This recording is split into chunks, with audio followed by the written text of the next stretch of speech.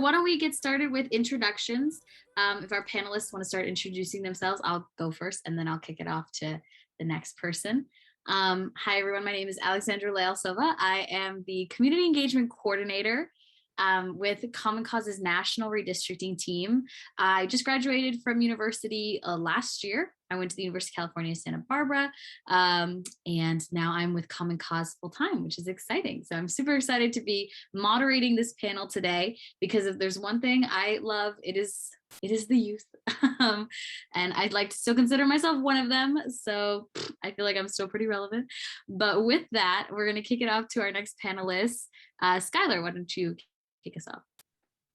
Hi, everyone. I'm Skylar. I'm a third-year global studies major at University of California, Santa Barbara, and I'm an intern with California Common Cause. Looking forward to talking with you all today.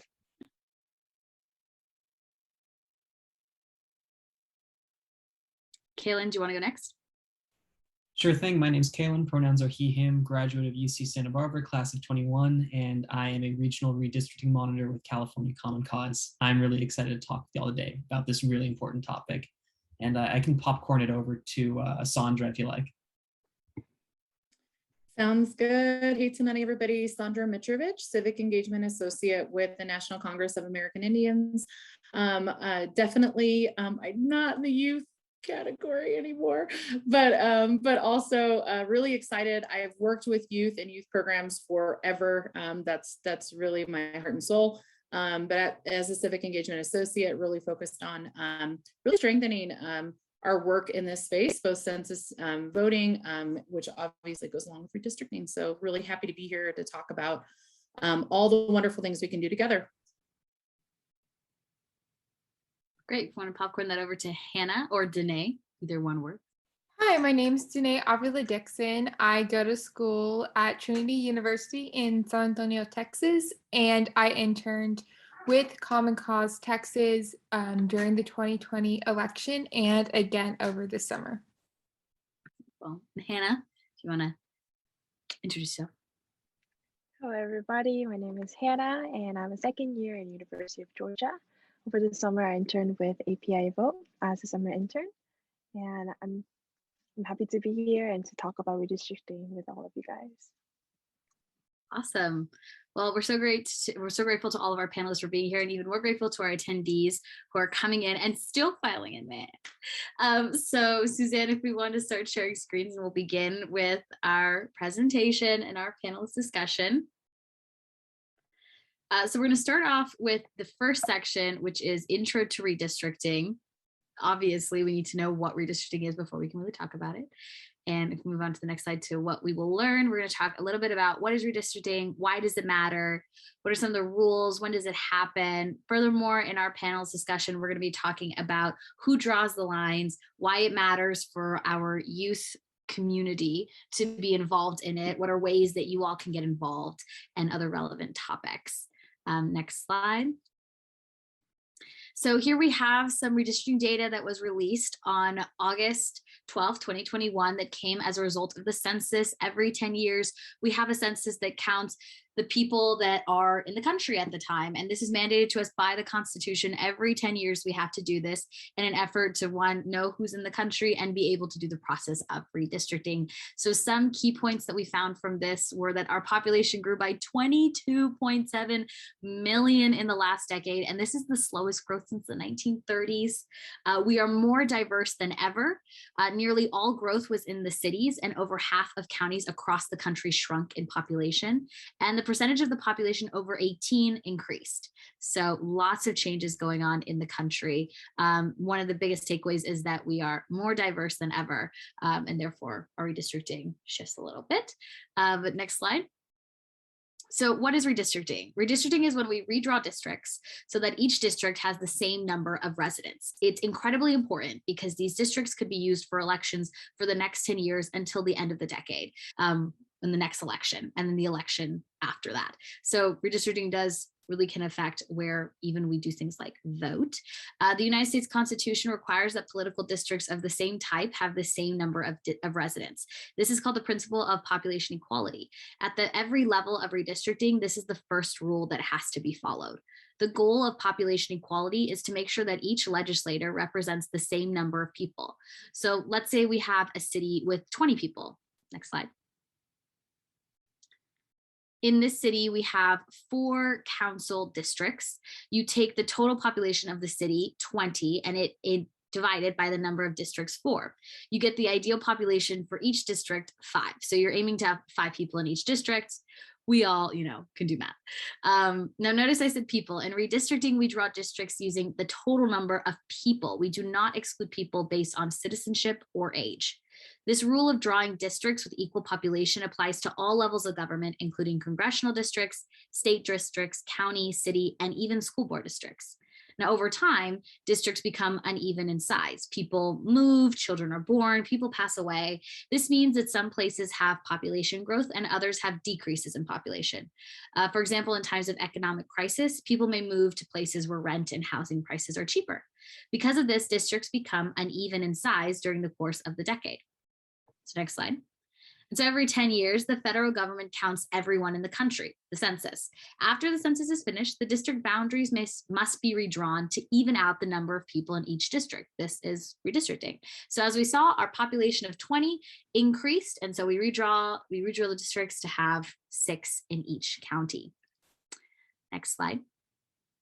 Redistricting has also been used as a tool of politics to solidify power. In this example, we have a minority community that lives in the center of the state. The districts may be perfectly compact, that is perfectly square, but because the lines are drawn without regard to where the minority community lives, or maybe with the intention of maximizing the votes of others, the minority community is split into 4 districts. The minority community cannot elect a candidate of their choice because they're only 1/4 of each district and their votes are therefore diluted. But things can be different if we draw the districts another way. This community could unite to tell the line drawers to pay attention to where they are. So those are kind of the basics of redistricting.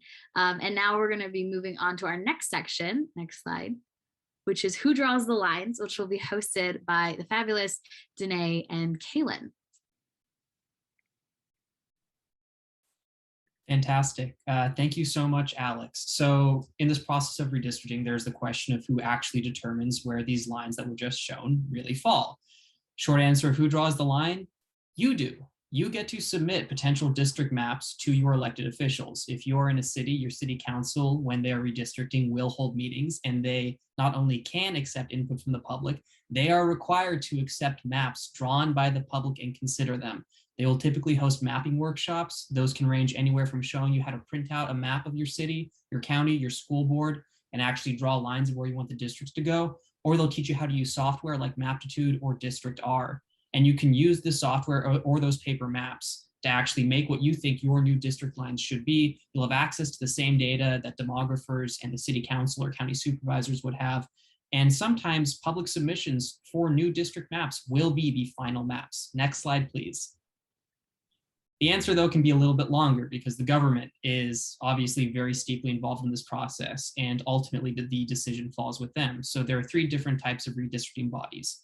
There are independent commissions. This is what happens when a city council or board of supervisors votes to give an independent council the ability to make the district lines. It's not a recommendation. Whatever the independent council settles upon, that is going to be the new set of district lines. So I believe that both LA County and LA City are examples of independent commissions. Whatever the commission comes up with is going to be what the LA City Council and the LA County supervisors have to accept. Lowering a tier in autonomy, there are advisory commissions. Pasadena is a jurisdiction using advisory commissions. These advisory commissions will accept public input. They will have demographers draw new maps, which is something we'll get to on the next slide. And they will send a few of these maps to the city council, and the city council will then deliberate about which of these maps, if any, they want to accept. So in that instance, ultimately the power lies with the city council, county supervisors, or whatever the government is in that area. Or they can just cut out the middleman and go to the body itself. The city council will draw the district lines, county supervisors will draw the district lines. The city of Arcadia is an example of a jurisdiction using this process where the council members themselves will determine what the new districts will look like. If it seems like there could be conflicts of interest with that, we'll get to it. Next slide, please. And the even longer, and this will be the last answer, the demographer does. What is a demographer? They're the professionals in the situation contracted by any government body doing this process. Even if it's an independent commission, there is going to be a demographer because the people on the independent commission or your city council or your county supervisors, those are not professional statisticians. They are not familiar, or at least intimately familiar, with the software needed to redistrict. So they will hire a demographer. For example, National Demographics Corporation is one of the biggest ones in the United States. They are working on a lot of districts all across California.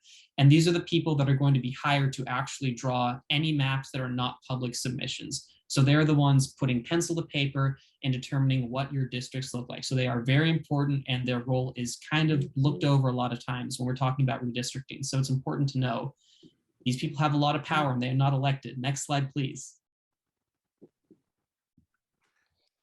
So something else that we look at is that in an overwhelming majority of the states, the people drawing the lines are the same people running for office in those districts.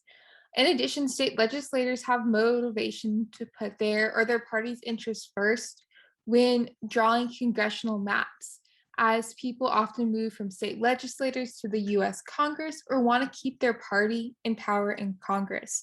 So when they're both drawing the districts of their state legislators and the districts of Congress, they have incentives to keep whatever power structures are there rather than giving that power back to the people. And when we look at state legislators, elected officials, and people in power across the country, we see that they do not represent the makeup of the United States. While white men is only about 31% of the population, most elected officials are actually white men. And that's something we see in this graphic on the right here, is a comparison in Texas between the entire 2021 legislature and what the legislature would actually look like if it reflected the population of Texas. So the people drawing the lines do not reflect the people that they're drawing the lines for. And this doesn't happen only in Texas, but we actually see that every legislator has fewer non-white people than the state's population.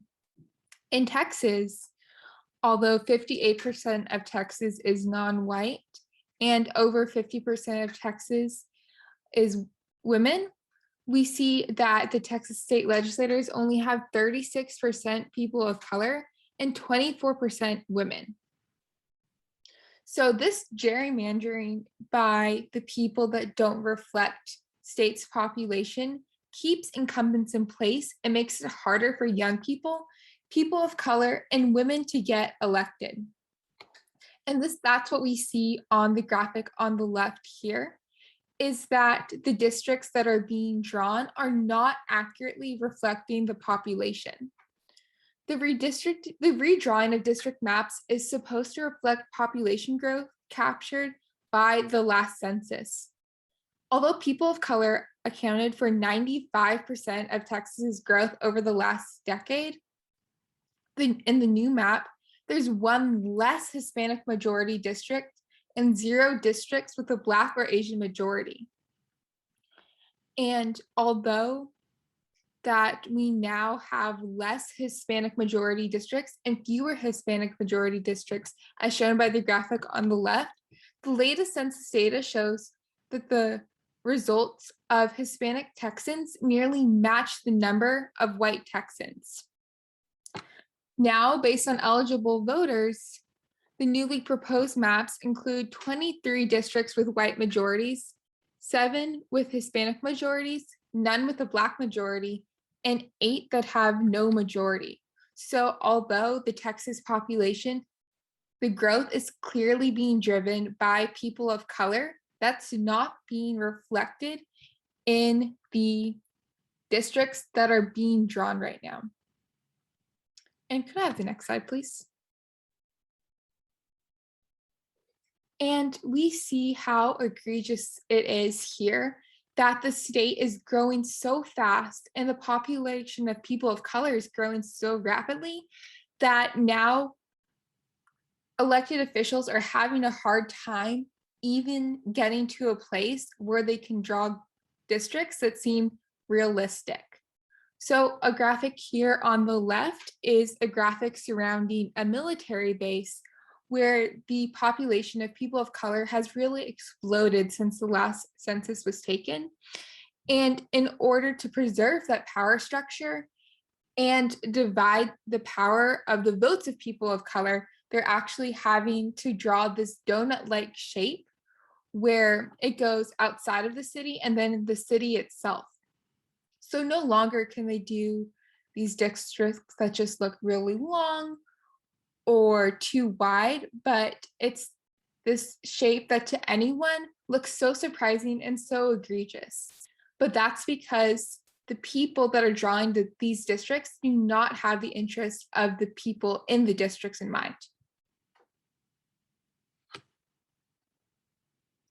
And this last slide here shows how much representation, political power, voting rights, and redistricting are all really tied together at this point. This summer in Texas, hundreds of Texans waited overnight, some over 24 hours, to be able to testify against Texas voter suppression bills. While those bills ultimately passed, we saw how many people were moved to spend hours at night waiting in a Capitol just for 2 minutes to be able to speak and to have their voice heard. At the same time, Texas was passing these very strict voter suppression laws. They were also redistricting. And with these redistricting, we saw that they tried to do the same thing in their new voting laws. In the new voting laws, they tried to make it much harder for young people and people of color to vote. And they did the same thing in redistricting, so that even if they did vote, their vote would not have the same impact as if these districts were not gerrymandered. And we saw that's because the growth of people in cities, the young vote, and the growth of people of color is booming in Texas. Texas is one of only 6 majority minority states in the United States and is also one of the youngest states. So as the demographics in the state are so quickly changing, and as these demographics are so quickly gaining power, those in power are really trying to take whatever actions they can to hold on to their power and preserve their power. So these things are really tied together, from making it harder to vote by mail, to increasing penalties for election workers, to redistricting and gerrymandering. They're making it harder for people to vote, and they're changing the impact of people's vote.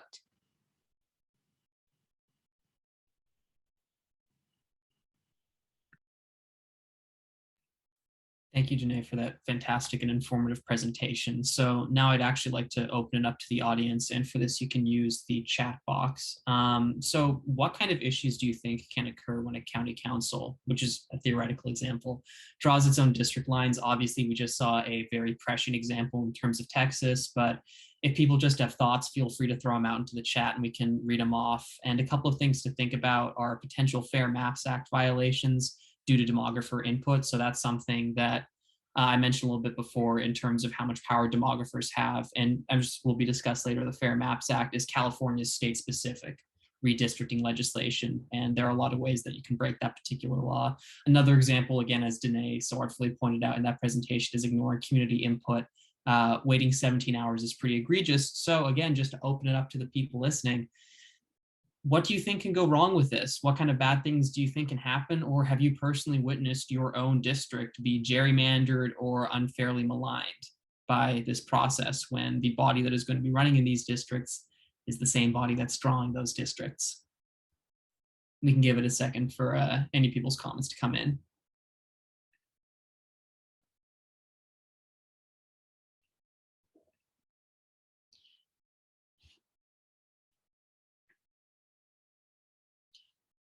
And also while we're waiting for that, I did want to, okay, we have a comment here from Jose about conflicts of interest on lands drawn to split communities.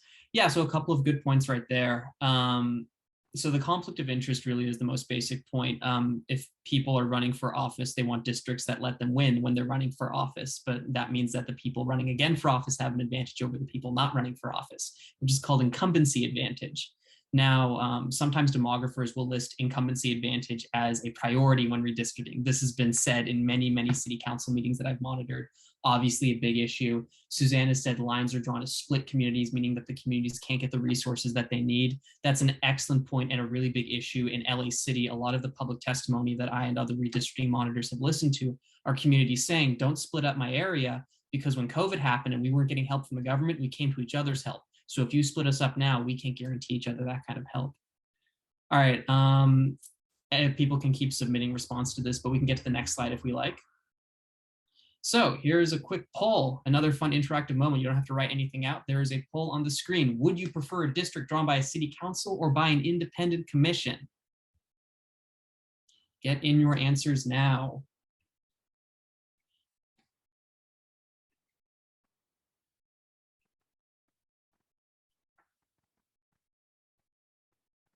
Christina says representing everyone. That's a great point. If a city council person doesn't want to represent a certain portion of the population, maybe because they don't think that those people in that area would like them, they might choose to not have that person drawn into their district when in fact they should. Absolutely excellent point. I think I remember in a Long Beach meeting, there was a lot of discussion about city council people not wanting to have the college in their district because college students vote in fun and exciting ways, as is evidenced by everyone here, and sometimes that can be an issue. So city council people might not want to have a college in their district. And I think we'll talk at further length about colleges and how they get treated in the redistricting process later. I recognize that the poll is worded a bit weirdly. I apologize for that. So if for the answers, if you would prefer an independent redistricting commission, you vote yes. If you would prefer city council, you vote no. I apologize for that. So independent, yes. City council, no. I take full responsibility for the poor wording of this poll question. I did not write that well, but yeah, to reiterate, yes, sorry, Alex, yes, if they like an independent commission. Yes, if you like an independent commission. No, if you want a city council. Again, we are very sorry for that. It's to see if you're paying attention. All right, and we have the results in. 64% of people would prefer an independent commission. 36% of people would prefer a city council. I'm sure we're getting a bit of a butterfly ballot effect with the poor wording of that question. But all that aside, I think that answer reflects the sentiments that a lot of people have. It would be nice if you know that the people drawing your district lines are not the people about to run for office. I know that I would definitely prefer, and again, having seen this happen in action in a lot of different jurisdictions, things go better when it's an independent commission doing it because their interests are respecting the law most of the time. As opposed to a city council, while they're not incapable of respecting the law, you always have to consider that, as Jose pointed out earlier, there can be a conflict of interest. That is not the case when there is an independent commission. Next slide, please.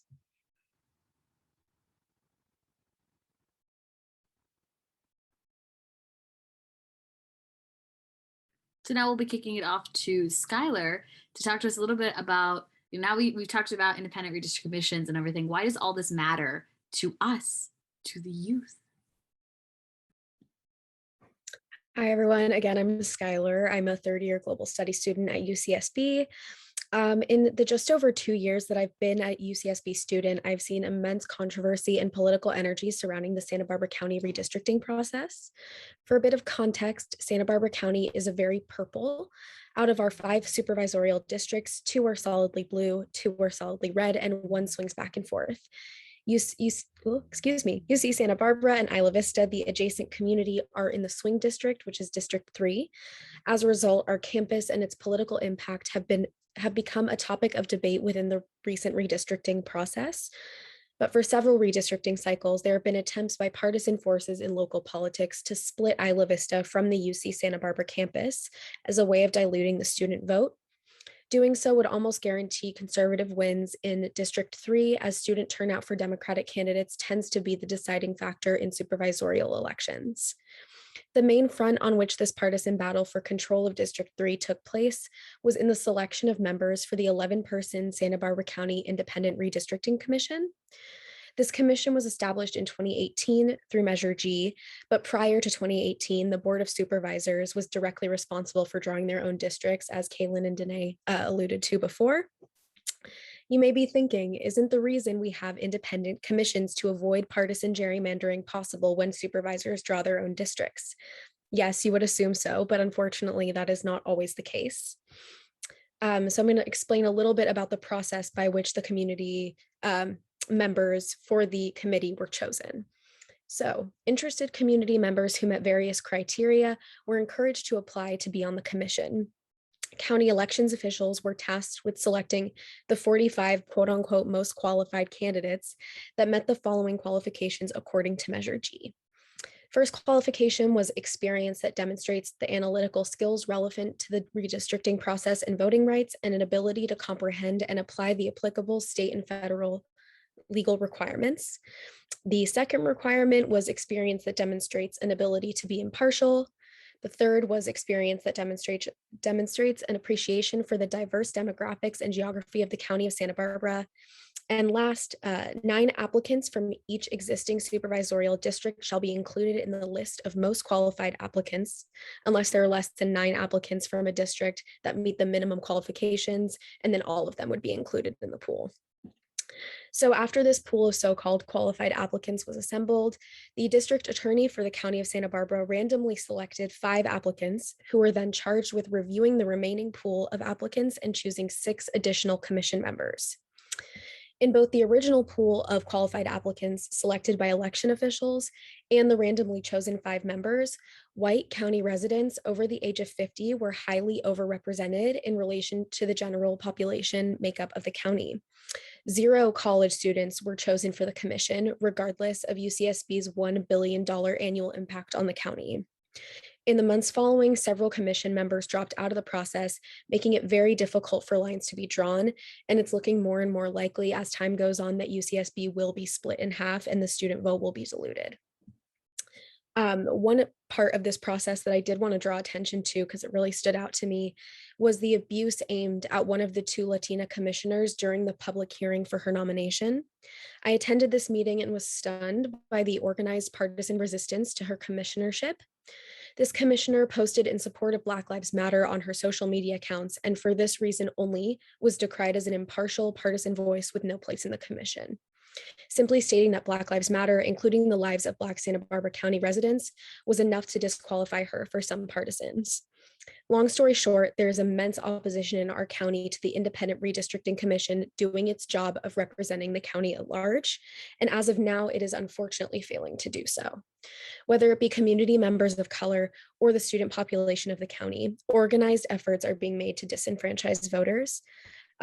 So while independent redistricting commissions are clearly more democratic in choosing our current districts, there are still issues that come up when the commission members are chosen.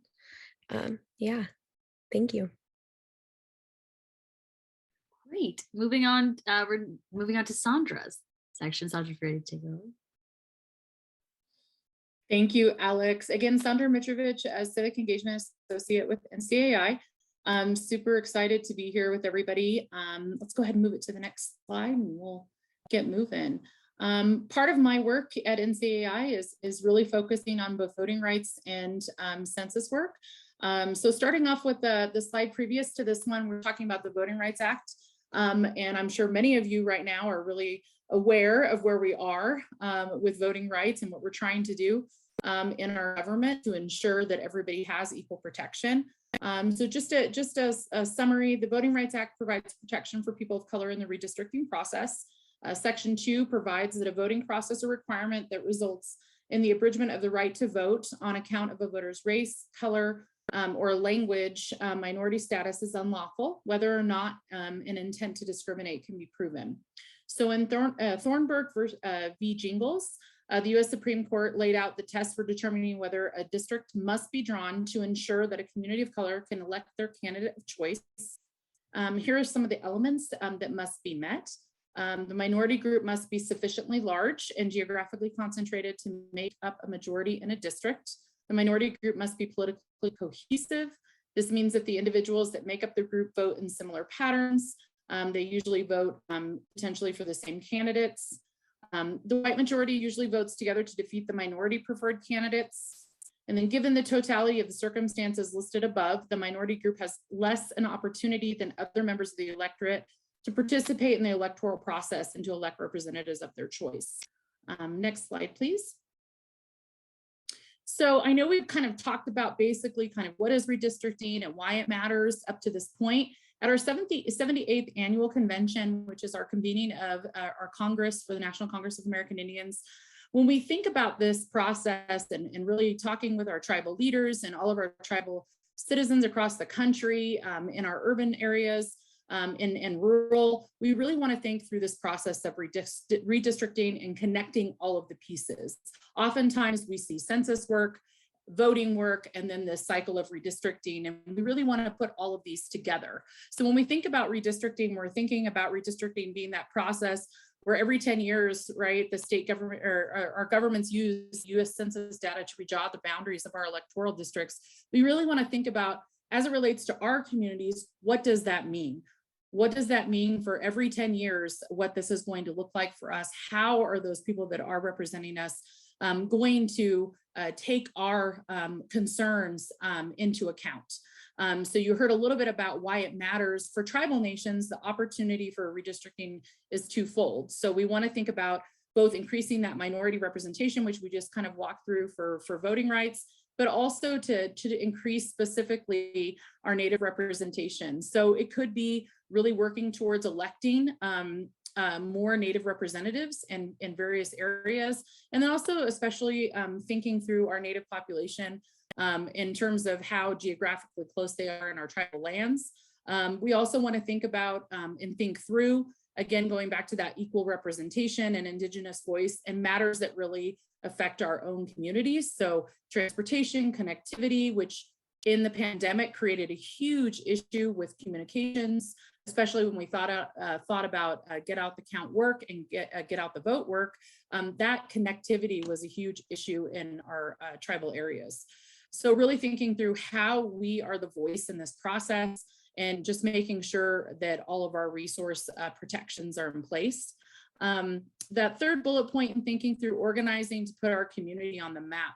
So when we're thinking about race and redistricting, and we're kind of thinking through our communities of interest and how we're kind of putting those pieces together, we also want to think about how are we seeing our community, right? So even in our tribal lands, we're thinking about our communities outside even our tribal areas. We're thinking about our advocacy partners, our organizers that are in our communities. Is everybody's voice at the table? Are we truly being represented?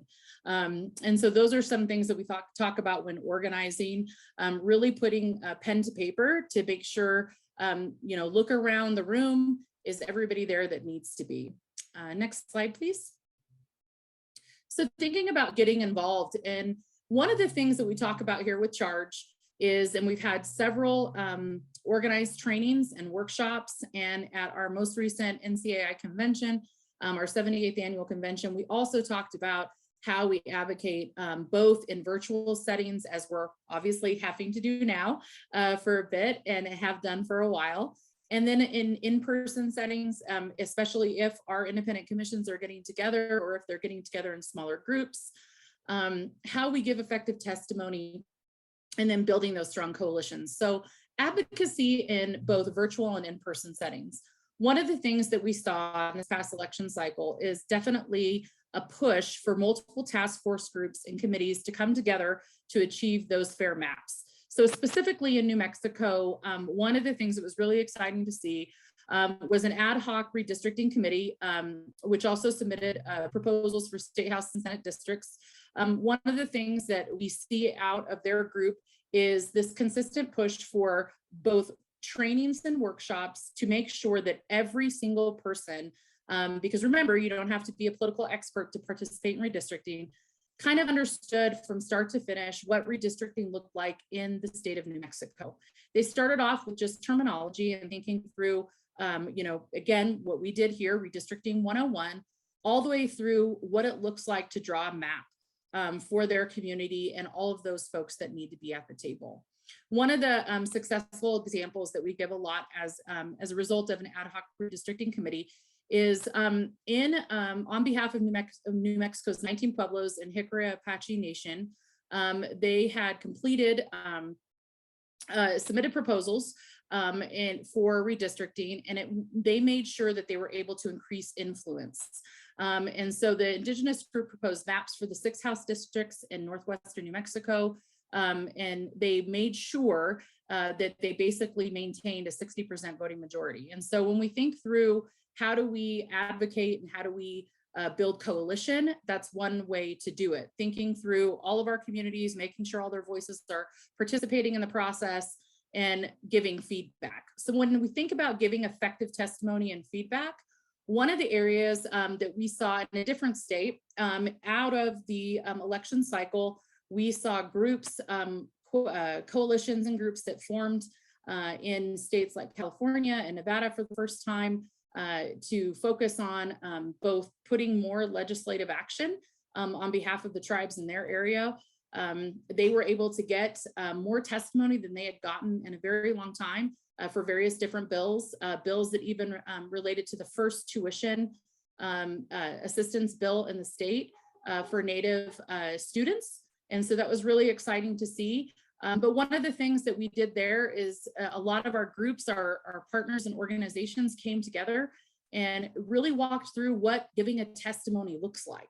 So I know some of you are thinking, I've given testimony, I've had to write testimony. So it's kind of a little bit scary though, when you're thinking about giving testimony on a topic that maybe you never really talked about, like redistricting, and you have to do that in 2 minutes. So one of the things we talk about is definitely, again, know your community, make sure that you're covering all the data points. I saw there was a question in the chat earlier about when NCAI would be providing their data reports. We do have those data reports online. Many of our partners have taken a look at the first release of the census data and have put out reports based on their own communities. And so I put in the chat a link. You can look up those reports and look at them state by state. And then there's also a really cool tool that one of our PRC research team members put together for us so that you can actually start scrolling through and looking at how your lands look based on the census data. There are other wonderful tools out there. When we think about coalitions and strategizing to build power, if you haven't joined one of the Charge workshops or you haven't been on one of them, definitely I would encourage you to go to the Charge website after this event and look up some of our work on some of the tools that you can look or do mapping, like Redistrictor and all sorts of other groups that have now put out additional mapping tools so that you can see what that might look like in your own community. And many of them, like Representable, have included also tribal lands. So pretty cool tool. Next slide. So I just mentioned the Charge Hub website. The link is there on the screen. Thinking about coalition building and power building and how we can go back and look at our advocacy partners. When you look at the advocacy partners on your screen with Charge, you'll see obviously a variety of different folks that have different community interests. We're all working together to ensure that the voices are at the table, as I mentioned, but also more importantly than that, we're making sure that everyone that wants to participate has an opportunity to do so and doesn't feel that they can't turn to someone or somewhere to get the information. So one of the things I would encourage is, first and foremost, be aware of the process in your state. Know where you can look to. You can go to the Charge Hub website. We also have some timelines on there. So you can start looking through, what does that process look like right now in your state? What are some of those timelines? Have maps been submitted? If so, are you able to look at them? Are you able to see what that looks like for your community? Do you see any gaps? Do you see anything that's not represented there? Second, I would say, make sure that if you haven't already been a part of this process, organize your community and tell your story. make sure that you're telling that story through those maps. As I mentioned, you can use tools like Districtor and Representable and Dave's Redistricting app to tell that story.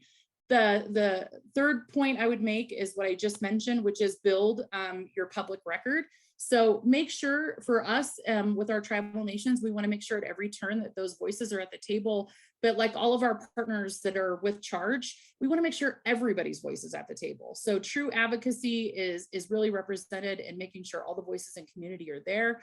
And so definitely build that public record, even if you look at your state timeline and you go, but I think they've already submitted the maps. What organizations have encouraged us to do is to tell community members, still submit comments, still submit those, even if you're past that deadline. Send those notes to your redistricting committees, because they need to hear from you one way or another. It's super important.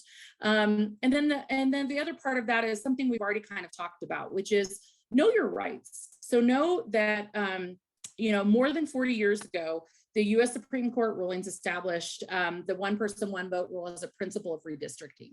So we started off with that, or I started off with that talking through voting rights. Just know what your rights are. And if you don't know, or maybe you're trying to get a little bit more information about, where you stand and you want to make sure you're citing something correctly, definitely reach out to us and allow us to help with that. The second YouTube video on the slide is I just put on there our Redistricting 101 for tribal leaders, but really make sure that anyone in your community has access to any of our videos, whether that be YouTube videos. Charge has YouTube videos that you can look at, but also our various organizations that you see there on the screen have their own recorded videos that you can reach out to, and we can help make sure to connect you to the right place. I know we're talking about, and we're going to get into this in Q&A, about how our next steps of leveraging youth. One of the things that you'll hear us say a lot in our Native Vote work is we have so many potential for registered voters to come in Indian country, and we have so many that are unregistered right now that we are trying to make sure that they are getting all the information that they need, outreach and education wise, to get both engaged and access to this process. So somebody mentioned already, there was a question about how do we hear about this, right? So before I became involved in civic engagement, I knew about redistricting, I knew about the census, I had used the census in my master's work, but really until I got into, I think, putting together programs and training and workshops in civic engagement, tying everything together, finally started to make sense. And so I think one of the things that we're trying to do with Charge, and for all the folks that are here in this panel, is make it more visible and to also ask for your assistance in helping us do that. So I'll stop there. Thank you so much. And I look forward to the Q&A session when we finish.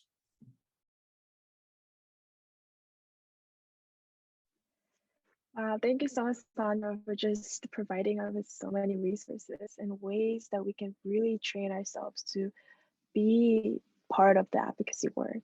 And the part that I'm going to move on and talk about right now really blends in with what she just talked about coalition building. And the basic of that is in communities of interest. So if you can go to the next slide. So how does community mapping fit into the redistricting? After many communities have mapped themselves, we will want to build coalitions to work through where there are shared interests. There's always strength in numbers, so anytime we can, we should identify places where there is agreement. We will also need to be aware of places where there's not agreement. Coalition building should be constant, and it can be critical to overcoming political opposition. We should always ask who else needs to be at the table. As Sandra has said, we're always about including people, whether they're different or not. And then next slide, please. And in order to talk about community mapping, we need to know what community of interest is. And what this is a legal term that you may see in the state law or recognized by courts. It is a neighborhood or area whose residents have shared culture, history, or policy concerns and would benefit from being represented in the same district. Traditionally, no one bothered to ask people who live in each community or a neighborhood what binds your community together. Often redistricting is done in a top-down way, but by conversation and tools we will go through today and give you power to define your own community. So a little bit segue here, I'm going to talk about college campuses as an example of communities of interest. A lot of people don't think that college campuses are communities of interest, but they are. And they are a group of individuals who share similar age and share educational facilities and institution, and they share pursuit of higher education. They're part of a community of academic scholars, researchers, and thinkers with shared values, and together they create unique cultures and traditions around communal spaces. And not only do they share traditions and values, they also share unique set of policy interests such as public or private education, student debt, in-depth scholarships, climate change, and any other issues that would be better if they are voiced collectively in a policymaking process. And so, as we have seen with the UC Santa Barbara, historically students have been marginalized from democratic process due to partisan gerrymandering. Students are really the political powerhouse of closely identified individuals with significant voting power. As we have seen in the last election, there's been like 11% increase nationwide among all the youth. And they have been generally a target for these partisan drawing lines for redistricting. And this is worse in HBCUs, which are historically Black communities, in colleges with a significant percentage of minority students, where packing and cracking are very frequent practices. An example of this, adding on to what we have said, is my school, University of Georgia. We have around 26.9% of minority students, and students like myself have been exposed to cracking. Literally, from walking between classes, we have to go through 3 different congressional districts. That sounds crazy. From my dorm that I'm living right now to the cafeteria, that's like a different congressional district. So what this does is that students who have the shared policy interest are split into different groups so that they're paired with a local Clark County or Coney County residents who we really don't share any similar interests with. And this also creates confusions on where the district boundaries are because they change. For example, if the student lived in a university housing one year and they moved to out of campus apartment, all of a sudden the precincts are changed and the representative's different, the party is different. So it is causing a lot of these problems that students face. So, and while this may seem like it is just like the southern or in like UC Santa Barbara with like a minor, like I would say historically minority packed colleges, is also in private Ivy Leagues like Cornell University. So it is really a nationwide issue. And another issue with the youth as a community of interest is the dilution of voting power.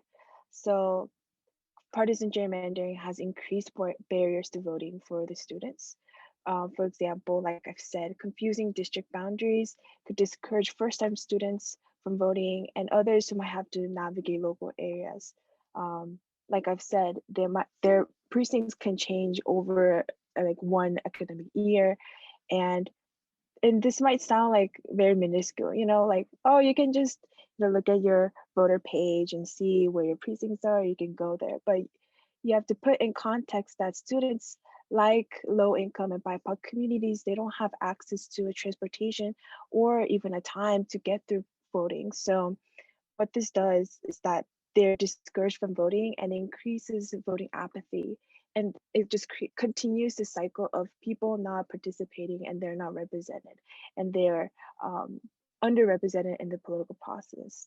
So, and also another context that we should keep in mind with dilution of voting power is that it adds on to the recently passed voting restriction measures that we have seen across the nation in various state legislatures. For example, in my state, Georgia, we passed a 98-page long prohibitive bill. It's called SB 202. And one of the measures, I guess, provision was that they no longer count provisional ballots before 5 p.m. on election day.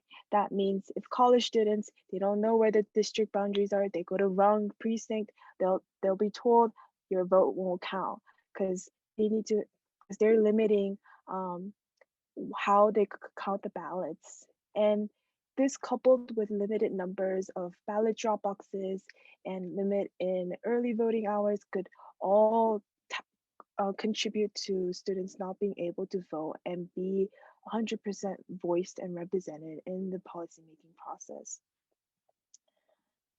And another factor that we could think about the importance of youth representation as a communities of interest is about the historical undercount of students in college campuses in the US Census Bureau.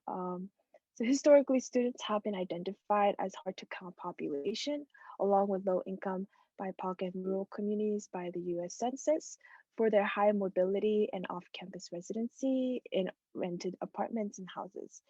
So within college students, there are off-campus and then on-campus. While the US Census Group Quarters enumeration operation works with the on-campus students and they count them, off-campus students have to voluntarily count themselves in the US Census, which is very unlikely because they see themselves as temporary residents of the college towns. So they don't count themselves in the census. They rather identify with their parents' home and say they belong there. So what this has done is that a lot of these college towns with a heavy amount of college students, they see undercount in their community. And what this leads to is a loss of congressional seats potentially, and also resource allocations for their local communities. For example, it could lead to a loss of hundreds and thousands of federal funding for higher education programs, as well as local government services, such as health clinics, roads, highways, transportation, all that college students frequently utilize. And especially this year, we have seen a lot of news about how the local city officials, they're concerned about undercount of college students in their college town, leading to a lack of resource allocation for their community. And so all of this together really shows that it's really important that college campuses are recognized as communities of interest, not just to prevent dilution of voting power and negative cycle of lack of political participation among youth, but also for the local communities where we live. And so we're gonna talk a little bit more about why community mapping matters.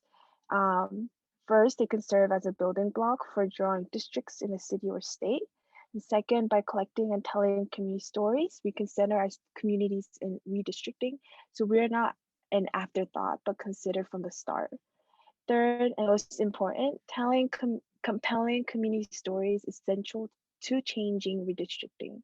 If it reframes the story for media from just covering it as a political power struggle between insiders to really talking about the impact on people's lives.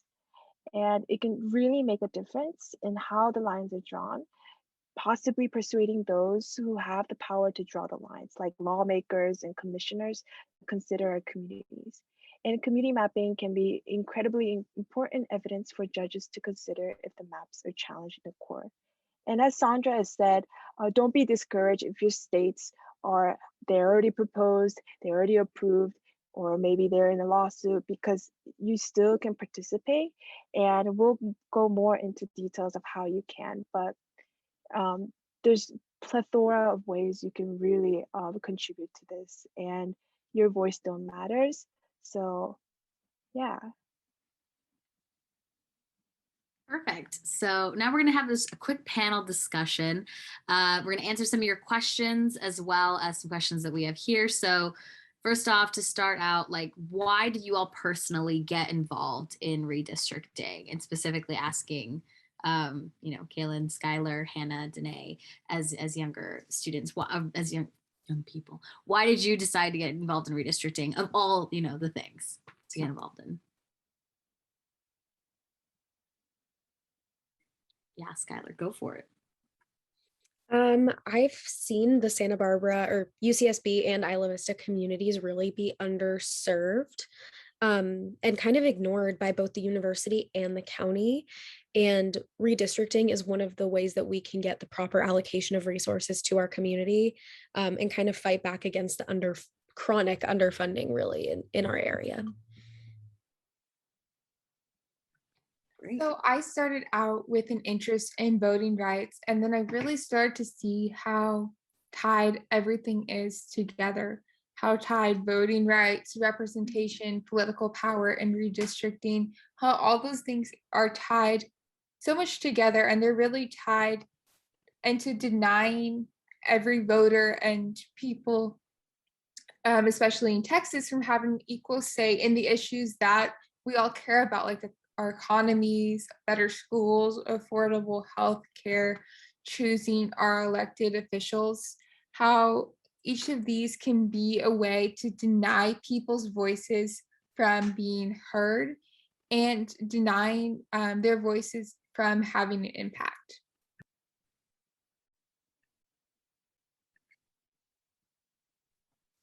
Yeah, Danae, I couldn't agree more. And I think one of the bigger motivators for me, and I think this applies to everybody on this call, is that redistricting is one of those things that sometimes flies under the radar in terms of those more obvious attacks on voting rights. Things like, I mean, I'm sure Hannah can attest to the laws in Georgia about not being able to give food or water to people in line waiting to vote. That's obvious, and that obviously needs to change. That's something that needs to be fixed. But redistricting is this thing that can happen in the shadows. I mean, some of these meetings are being held late at night or really early in the morning. The Zoom calls only have 2 or 3 people attending them, and one of them is me.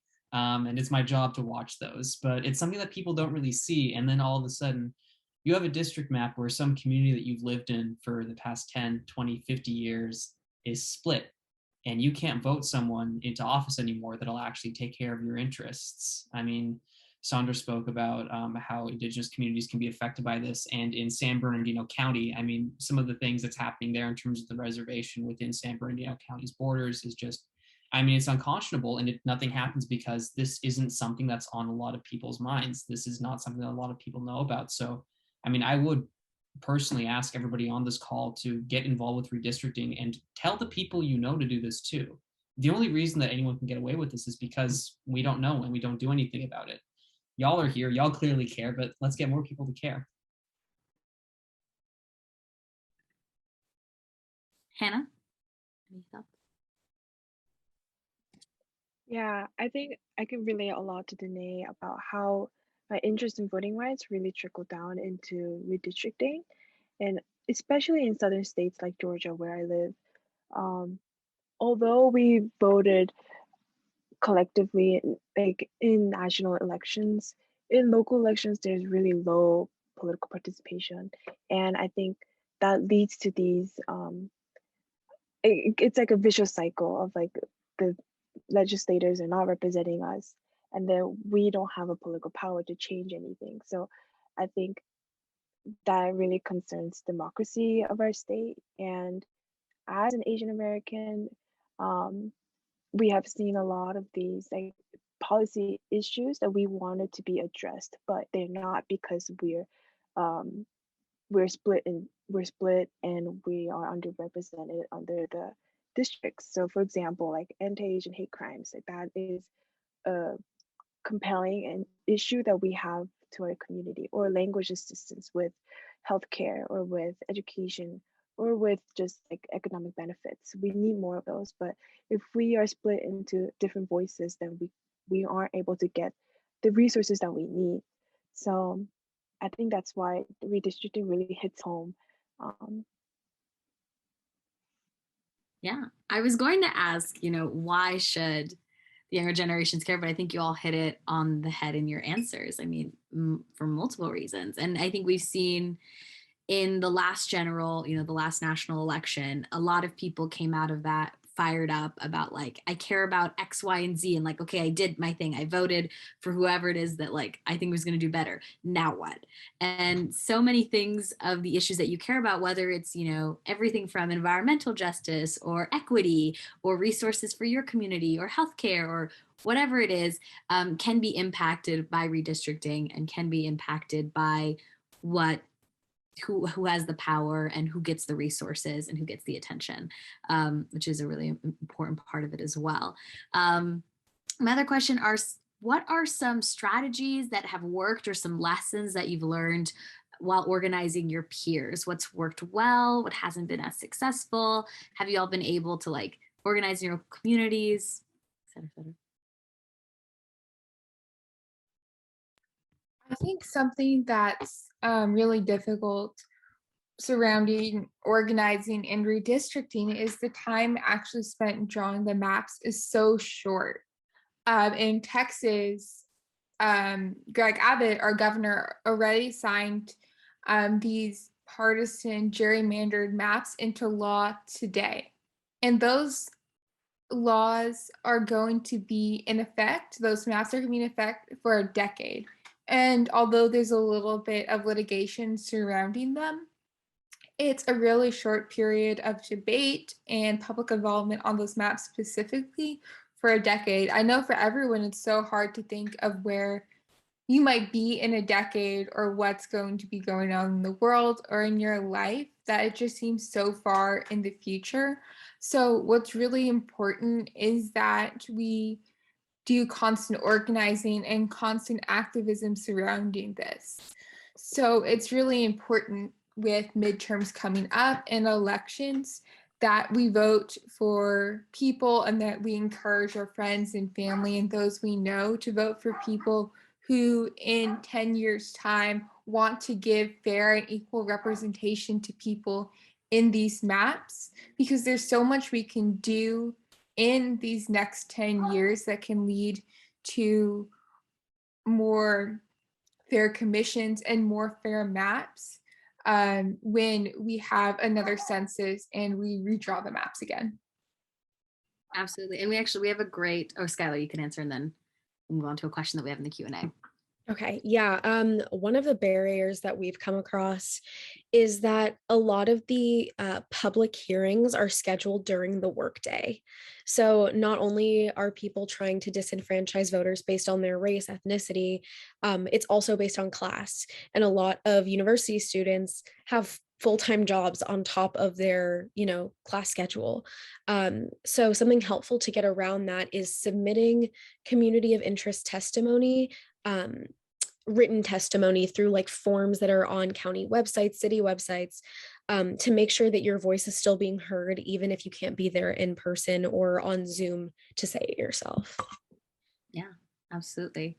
We have a question in the Q&A from Carlos, and he asks, how are y'all encouraging members of Gen Z to get involved in the redistricting process? We were so young the last redistricting cycle. I mean, I don't know about y'all. In 2010, oh Lord Jesus, I think I was 11 or 12. So we were really young in the last redistricting cycle. What is something that you all are telling, fellow members of Gen Z to get involved with this process? Yeah, I mean, I think it kind of comes back to a lot of the stuff we talked about earlier, where everything tends to trickle down from this, depending on who you get elected as your city council this time.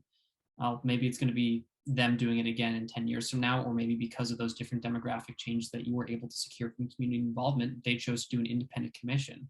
And maybe, as was pointed out, independent commissions don't always turn out great. I hope I didn't make them sound too rosy, but maybe it'll actually be a good independent commission. So I think it's a pretty critical thing to consider. And I think for college students, it still baffles me that young college students don't vote more than anyone else, given how much they have at stake when you have institutions, especially public ones, that are so federally funded. I mean, the situation that you're located in geographically, that's critical to your material well-being in terms of what kind of resources you have available. I know that, and I am sure that Skylar can attest to this, debates about basic needs in UC Santa Barbara being met by the county, or rather not being met by the county.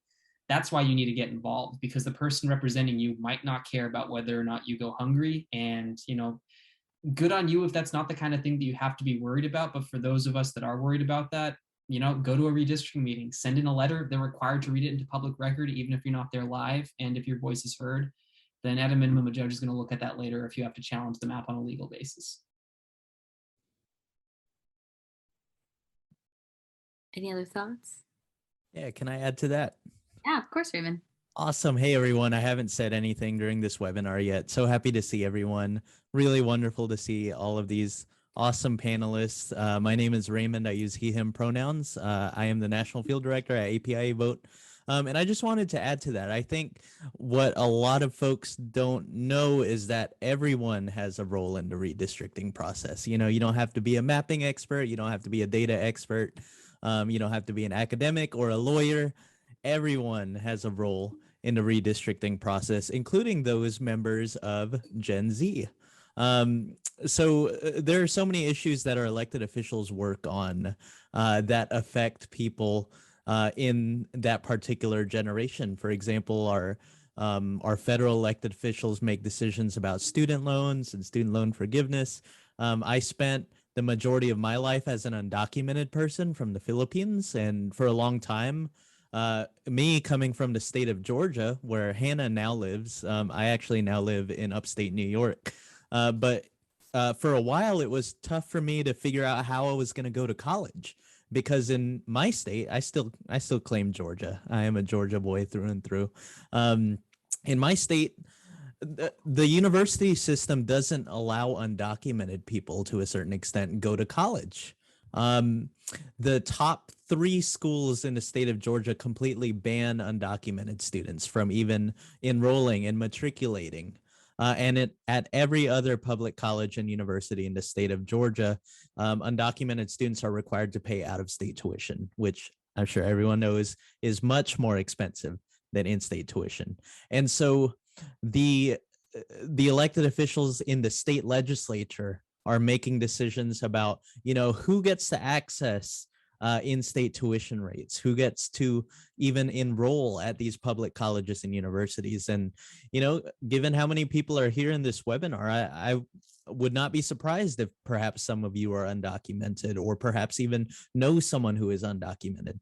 And so that's all to say that, you know, for the next 10 years, we're going to be living with these maps. We're going to have elected officials that are making these really important decisions that affect us. And it's important for every single one of us to be a part of this process so that we're not left out. And we are at the table when these important decisions are being made. Absolutely. Checking the Q&A. Are there any other, if you all have any more questions of our attendees, feel free to throw in the Q&A or even the chat. I'm looking at both. But is there any last minute thoughts from our panelists? Oh, Suzanne. So I do think there's a question in the chat about the use of social media as an advocacy and organizing tool. And I'd be curious to hear from our panelists what they think about that. You know, the only thing I wanted to mention there is I really like what Raymond said and what other panelists have said. One of the things we are learning, so we're working with, the only thing about social media for us is connectivity. Across our tribal lands, we have to be also conscientious that not everybody has the same connectivity that some of us enjoy in urban centers or those areas that have it. So we also have to be a little bit innovative there. And so I appreciate people talking through innovation on this panel, and that we want to be mindful of what works with one group may not work with another. And so one of the things we're working on with our NCI Youth Commission, many of them are college students, and they're at different places around the country, to include Alaska. And so one of the things that one of our students said is, you know, what works for this group may be Facebook, but this other group is more focused on Instagram. So they said, really pay attention to your analytics focus on where people are responding and then try to hit them with that messaging. And so I really appreciate that feedback from our youth commission, and that we really need to always be diverse in the way that we're reaching our students. And so that was really helpful, I know, for us.